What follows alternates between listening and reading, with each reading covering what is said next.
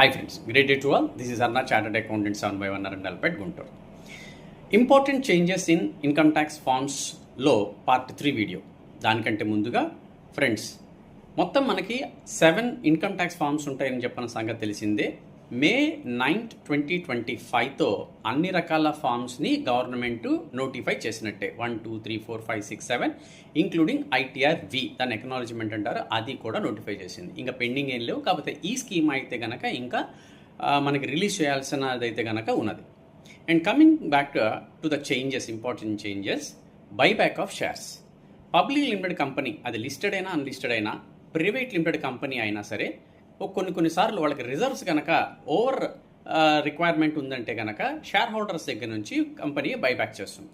గతంలో అయితే కనుక కంపెనీకి సెక్షన్ 115 QA అనే సెక్షన్ కింద buyback tax 20% plus surcharge plus tax వేసేవాళ్ళు.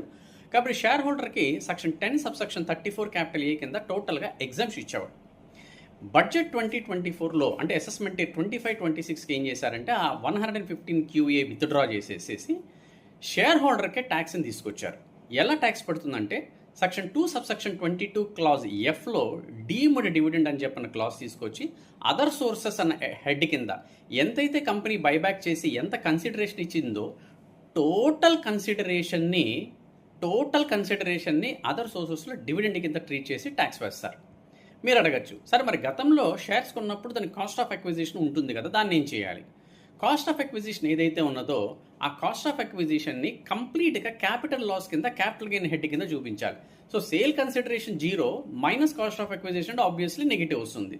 సో దాన్ని క్యాపిటల్ లాస్ కింద ట్రీట్ చేసి short term or long term depending upon the period of హోల్డింగ్ని, దాన్ని ఆ లాస్ కనుక ఏదైతే ఉంటుందో క్యాపిటల్ గెయిన్ హెడ్లో వేరే క్యాపిటల్ గెయిన్స్ ఉంటే కనుక దాని నుంచి సెట్ ఆఫ్ చేసుకోవచ్చు. ఏ క్యాపిటల్ గెయిన్స్ లేకపోతే కనుక దాన్ని నెక్స్ట్ ఇయర్ క్యారీ ఫార్వర్డ్ చేసి ఫర్దర్ ఇయర్స్ క్యాపిటల్ గెయిన్స్ నుంచి సెట్ ఆఫ్ చేసుకోవచ్చు. లైక్ దట్ 8 years వరకు దాన్ని క్యారీ ఫార్వర్డ్ చేసుకోవచ్చు. This is the very big change in buyback of shares. These days many companies are buying back their own shares. And next important change 44BBC presumptive section. ఇది non రెసిడెంట్స్కి ఉపయోగపడేది. ఎవరైతే cruise ships, non resident cruise ships run చేస్తుంటారో వాళ్ళకి total amount paid are payable మీద 20%ని ప్రెజెంటివ్ income కింద treat చేసి వాళ్ళకి ట్యాక్స్ వేస్తారు. Of course 44AB tax audit సెక్షన్లో ఈ క్లాస్ 44BBCని ఇంక్లూడ్ చేయలేదు. బట్ ఖచ్చితంగా ఎవరైతే ప్రెజెంటివ్ సెక్షన్ ఆప్ట్ చేసుకుంటారో వాళ్ళకి ఇంకా ట్యాక్స్ ఆడిట్ అయితే కనుక అవసరం ఉండదు. So we'll discuss more important changes in other forms in our next videos. Thank you very much, and share this video, like this video, and subscribe to our channel. Good luck.